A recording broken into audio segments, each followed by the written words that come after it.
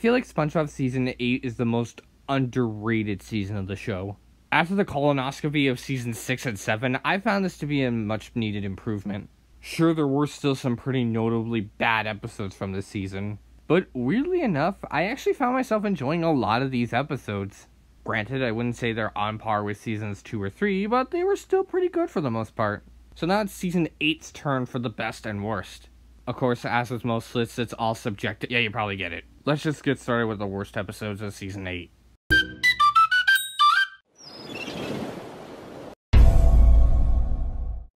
Are you happy now? As SpongeBob digs through his happiest memories, he discovers that Squidward has never had a happiest memory. He takes it upon himself to help Squidward find his happiest memory, taking him to a concert performance and an art museum. But with each failure, Squidward eventually gives up and accepts the fact he might never have a happiest memory as he goes into depression. This episode is honestly really hard to categorize. As if one episode joking around with the topic of suicide wasn't bad enough, this episode seems to take it even further. Now, the episode does actually start off fine at first, and it's nice to see SpongeBob trying to help Squidward find his happiest memory. But with each attempt to find it, the episode starts to dip more and more in quality. Although their last attempt before he gives up is actually pretty funny. And then after that, we had to deal with jokes about depression and suicide. You know, I'll give One Course Meal that it was just one small joke. It's still messed up that it even was a joke in the first place, but at least they didn't go too overboard with it. But here, it's all, oh look, Squidward is so depressed! And it looks like he was gonna kill himself, but he's actually doing something else! That's so hilarious! Yeah, you could probably tell how the mill chunk goes down. And the ending? Honestly, it was just as messed up. Seriously, watching Squidward blow up that he doesn't want to have a happiest memory, and destroying every papier-mâché of SpongeBob claiming that it's his happiest memory? Tell me I'm not wrong.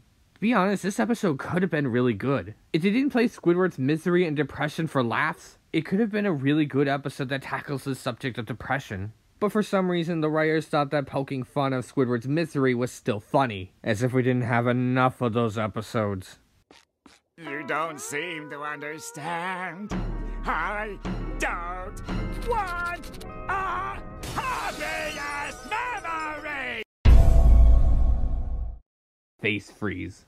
In this episode, SpongeBob and Patrick make all sorts of faces, which concerns Mr. Krabs as they might end up getting the face freeze, where if they keep making faces, they'll be stuck with it for the rest of their lives. The two try to resist making another face, but failed.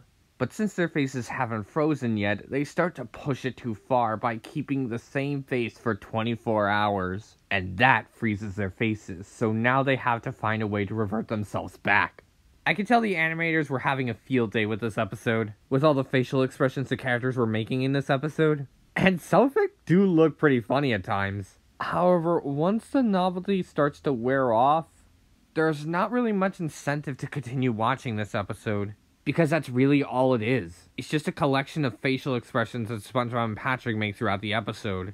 And while I did like some of the facial expressions, there are also those that were a bit cringy. And that's really about it. There's barely much else to say about this episode. It's just nothing. Okay, you two. Bad news first. That wicked face freeze ain't going nowhere. But y'all are looking much more relaxed.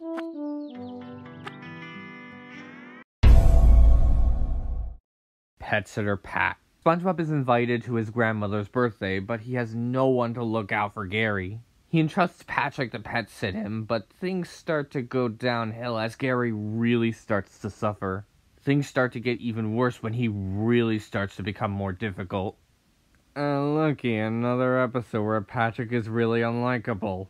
Okay, it's not as rage-inducing as Stuck in the Ringer, but Patrick still really got on my nerves throughout this episode. Some of its moments I can look past because I would expect him to do that. Like when he gorged all of Gary's snail food in one bag. Or when he flooded the whole house. You know, the usual Patrick shenanigans he does. But then you have him doing stuff like this. Hey, buddy. I got something cool to show you. And it's the opposite of a wet, watery bath. Check it out.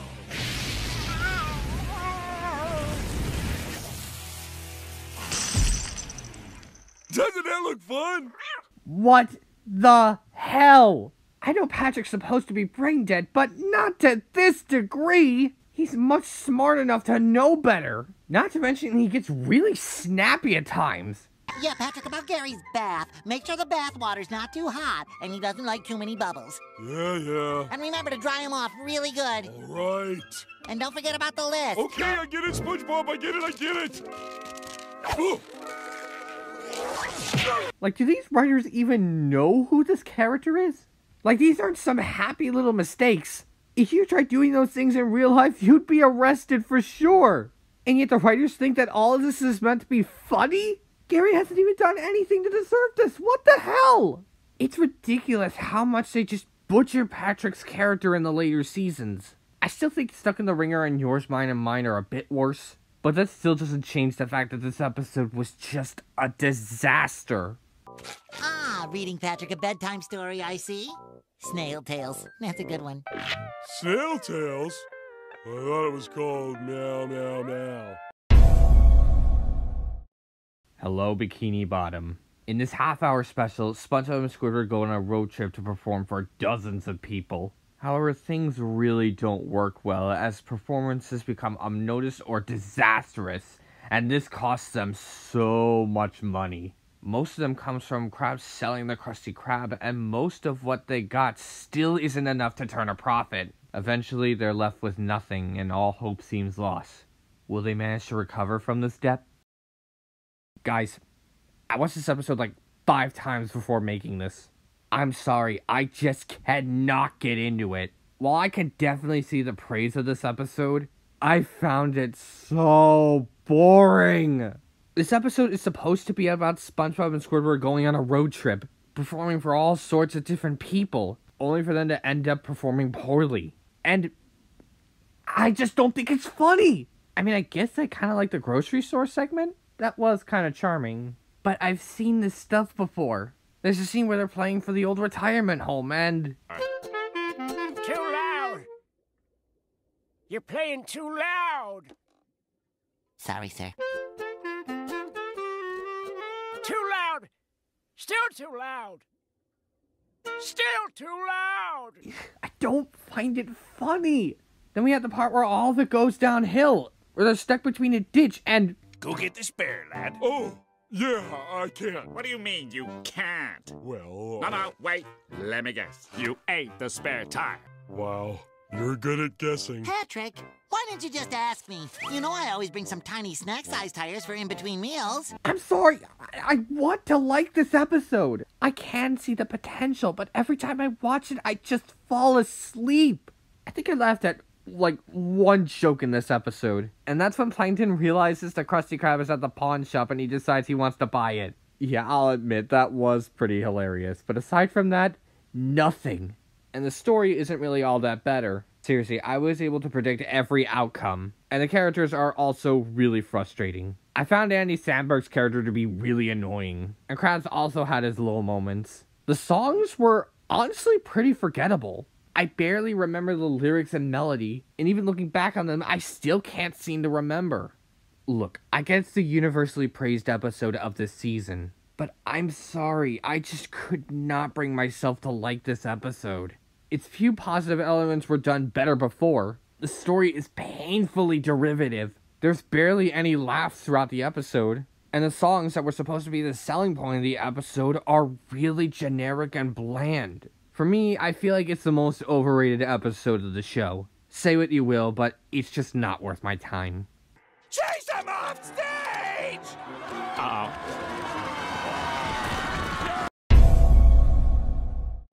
A SquarePants family vacation. In this half-hour special, SpongeBob and Patrick go on a road trip with SpongeBob's parents. They eventually break down and find the nearest repair center. While waiting for the car to be repaired, SpongeBob and Patrick find themselves lost in a kelp forest full of all sorts of strange wonders. They try to find their way back to the repair center, but they end up lost in all sorts of different locations, struggling to survive the perils of the forest. If you want to go into this episode expecting a big reunion with the SquarePants family, you'll be disappointed. Because outside of his parents, we barely see much of SpongeBob's family. It's just another SpongeBob x Patrick centered episode. And holy crap, is it just a slog to get through. Much like Hello Bikini Bottom, most of the stuff that's happening is just boring. But somehow this feels even more uneventful. And the jokes are just... I don't think it's even worth talking about. Nothing about this episode is worth talking about. I think a better direction to go with this episode is to have SpongeBob invite Patrick to a family reunion with the SquarePants family. You could still have them get lost in the forest, and while SpongeBob and Patrick try to find their way out, have the entire family go out and search for them. But no, that's not what people want. They just want to see SpongeBob and Patrick. I honestly have so very little to say about this episode, and in all honesty, I forget that this episode even exists. A SquarePants Family Vacation is easily my least favorite episode of Season 8. At least the other low points in the season had something worth talking about. This just has none of that stuff. The real reason I called you here was to watch this slideshow of photos from my family vacation. I knew it was too good to be true. And those were my least favorite episodes of Season 8. Now, I think this season definitely has more good episodes than the previous 2 seasons. Even if they're not as strong as Seasons 2 and 3, I still find myself enjoying these episodes thoroughly. So let's take a look at the highlights of Season 8.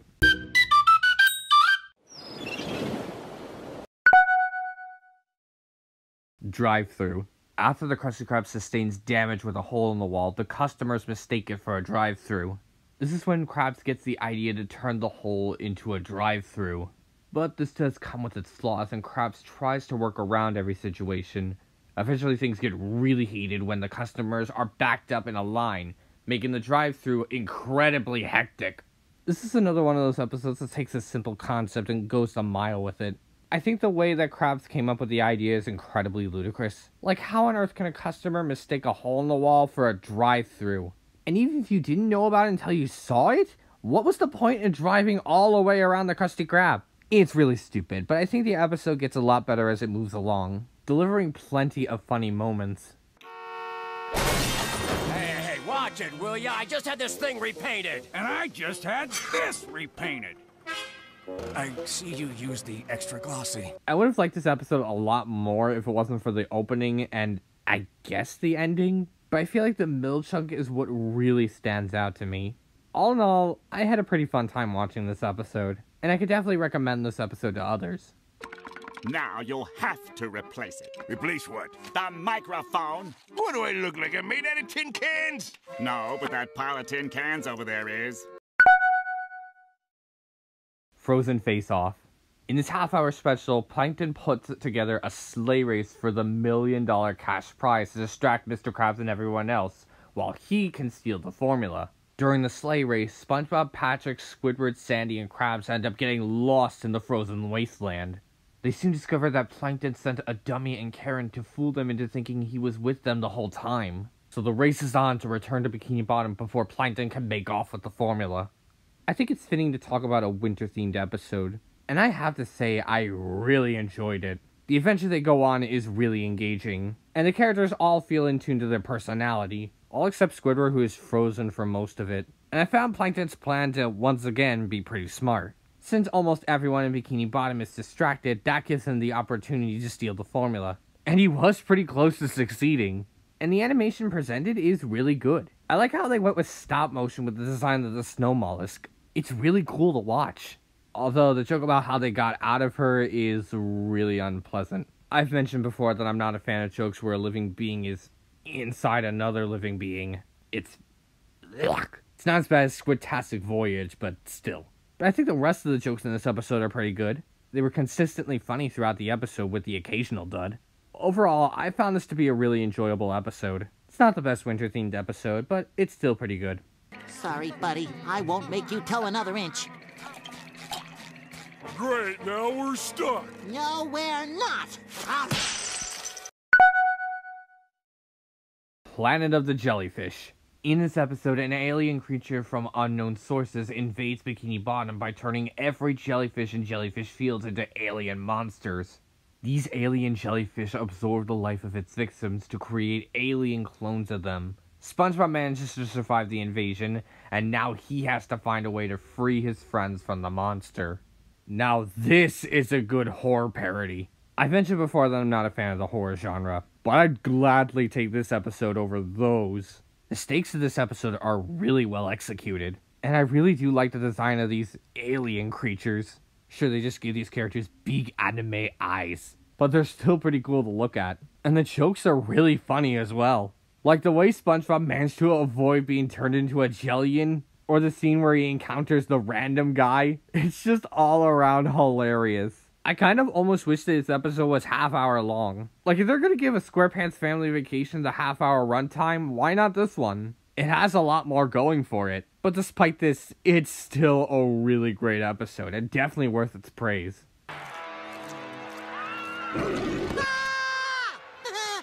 These late-night horror shows are a real hoot. Oh, hey, you want some popcorn? Here you go. Hey!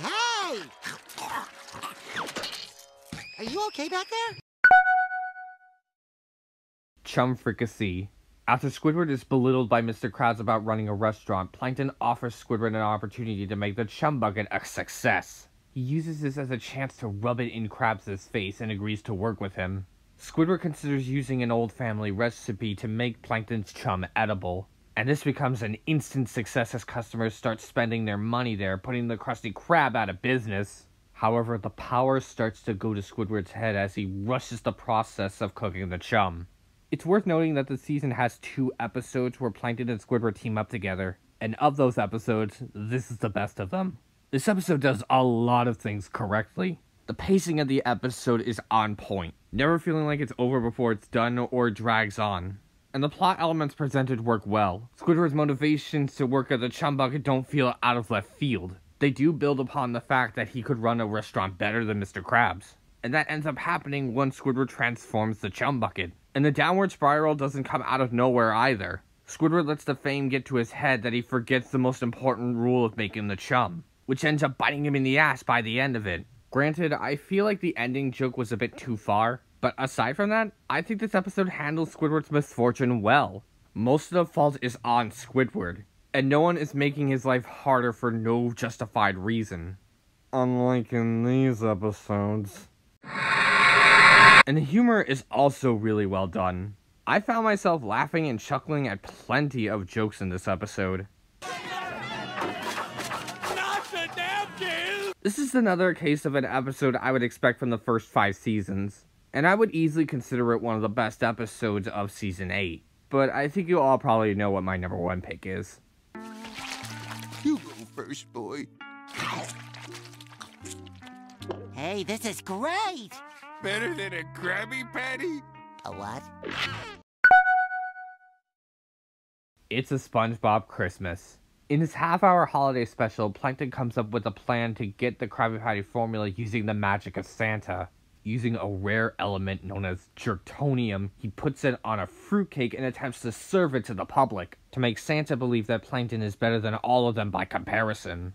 It doesn't affect SpongeBob, so he gives it to him to give it away.